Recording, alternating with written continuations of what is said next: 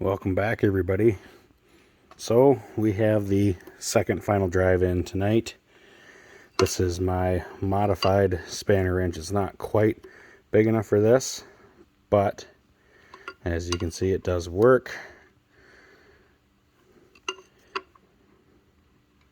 And this is just hanging by the forks here. That's why we're swinging, but it will walk that bearing right off of there. And then we can move on to getting this down against the mast where we can press on it like last time and get footage of it this time.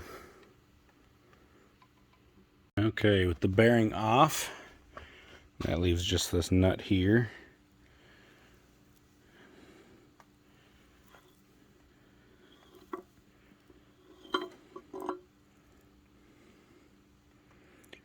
And we'll get that locking tab out of there next.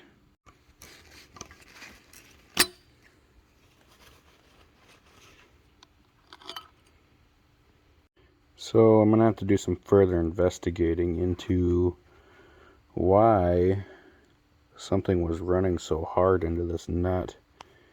If that bearing pressure was too great for this, too much preload.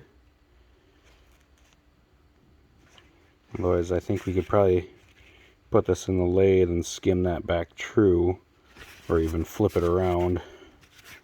Backside looks good yet. The rag would get out of the way. Backside looks just fine.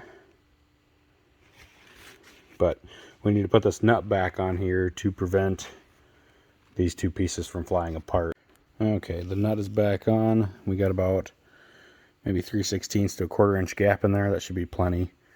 I'm going to get this dropped down and get it chained up to the mast of the forklift, and we'll repeat the process that we did on the last one.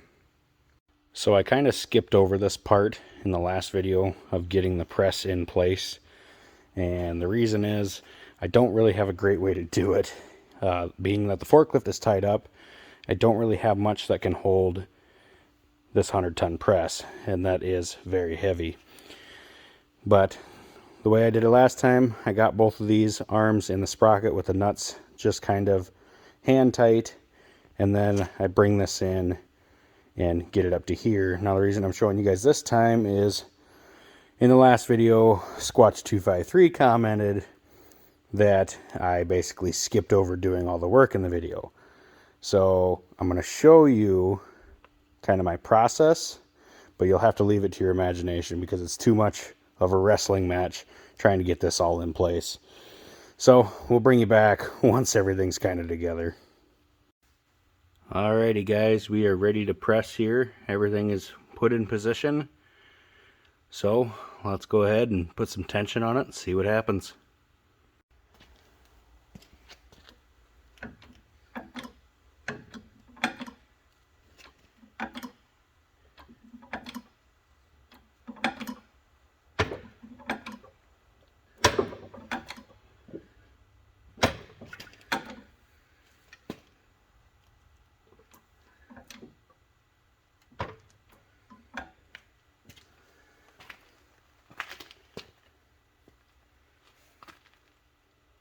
Well, hopefully it doesn't pop here, but I just wanted to show you guys. Maybe you can't quite see it in the camera, the amount of deflection these sprockets can take.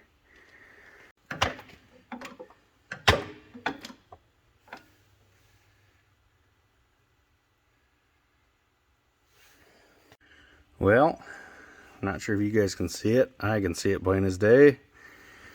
We're done here. It broke. It did not give up the fight, unfortunately. So, no point in putting further tension on this. We're going to have to figure out another route. But, unfortunately, that's the way it goes. I mean, these parts are, 80 years old at this point. It's inevitable. I mean, I hate to say it, but you're not going to take one of these apart without,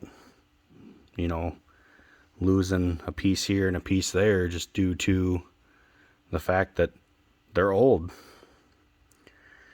So this is kind of a bust, guys. Literally. Unfortunately, what do?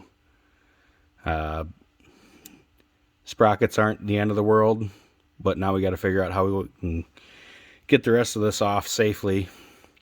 If we just rotate it and try again, we'll have to see. But unfortunately, no pop tonight either. Thanks for watching, everybody. You guys really didn't think I was just going to let you go and call it quits, did you? No. What I ended up doing is we just rotated it. That spoke that cracked is down on the bottom. I don't think it'll be an issue, honestly. I did put these bungee cords on here just to kind of keep the arms pulled in as tight to that final drive casting as possible. I don't know if that's going to make a difference, but I felt like that far side had kind of drifted a little bit. We'll see if it helps. We'll see if we can get it to pop.